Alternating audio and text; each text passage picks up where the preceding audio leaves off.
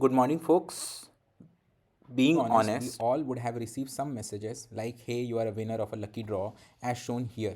So, what we call such a message or a ping is spam. No one in this world is giving free money except willing to take otherwise. So, seeing the stats here, like approximately 40% of all emails are spam, and estimated 145 billion spams are sent and received daily, and it cost a huge lot of money on the business side. So me, Ragib and Nazish has come up with our new messaging app, SecChat, extended for Secure Chat.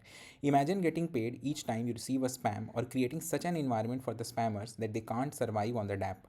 All possible with our app based on the Push Chat SDK for messaging, with contracts built and deployed on the FEVM testnet, Polygon Testnet, Mantle testnet, with chainlink automation also included.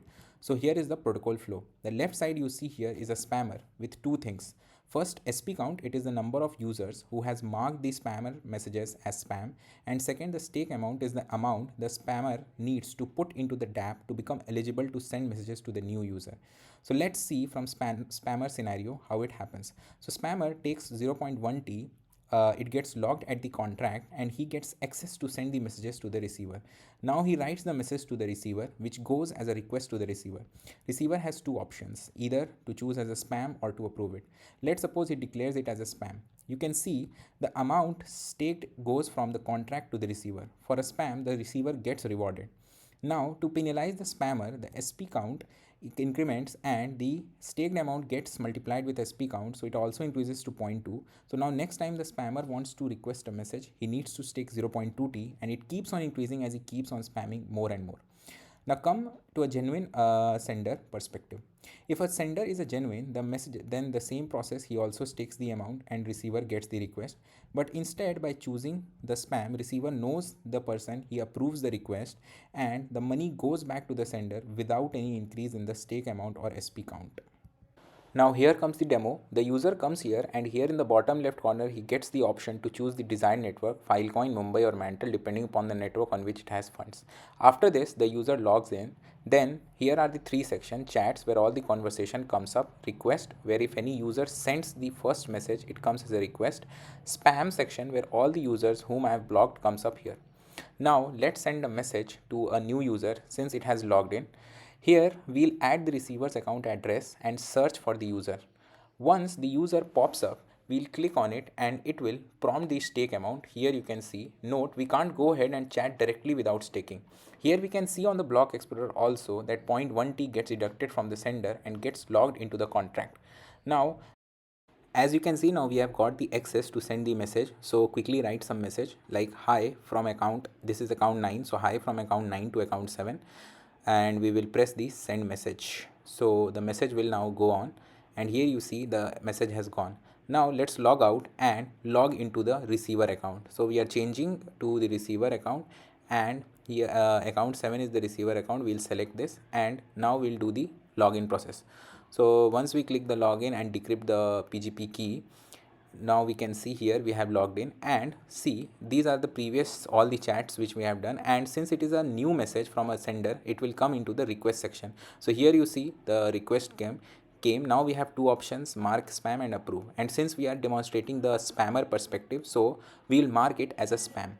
Now we click the mark spam option, and then as we go down and confirm this transaction, you will see that an amount will be created. You see, saw some amount 0.1 T, 0.1 matic got created, and the message moved from the request queue and has gone somewhere. So it has gone to the spam section. So here in the spam section, you can see the message is present, and there could be one option that the user would have by mistakenly did it as a spam. So here is an unspam option. He can click on this unspam and refund back the 0.1 matic which he had received from the sender back to the sender, and he can now continue the conversation. So he is doing that. He, you see, 0.6 got deducted to 0.5, 0.1 got deposited to the sender, and it then the message conversation moved to the chats tab, and now the user can simply do the conversation with the sender.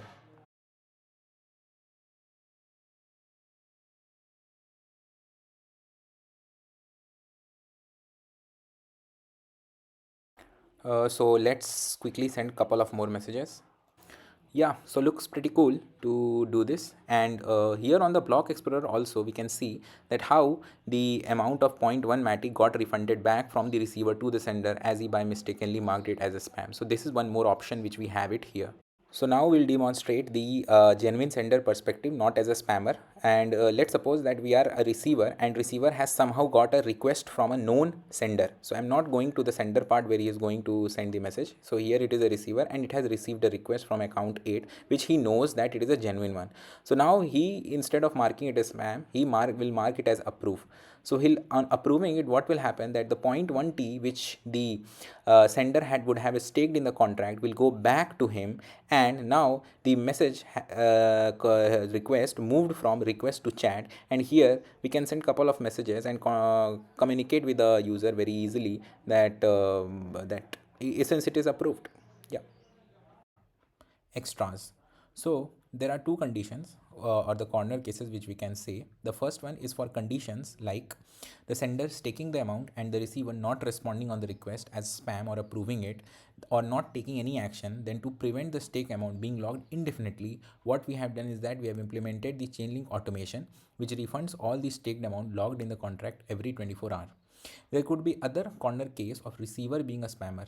It keeps on declaring all the message requests which it is receiving as a spam and earning the staked amount. So to tackle it, we have added a counter which counts the number of spam a user has declared others, and if this count is greater than 10, then we prompt the sender that the receiver to whom he is trying to send the request has a bad history of declaring others as spam, and it may cause him losing the staked amount. So be cautious to proceed, and after this it is the sender's obligation to decide and act wisely. And other scopes, you can pause and read the video getting longer, so we are stopping it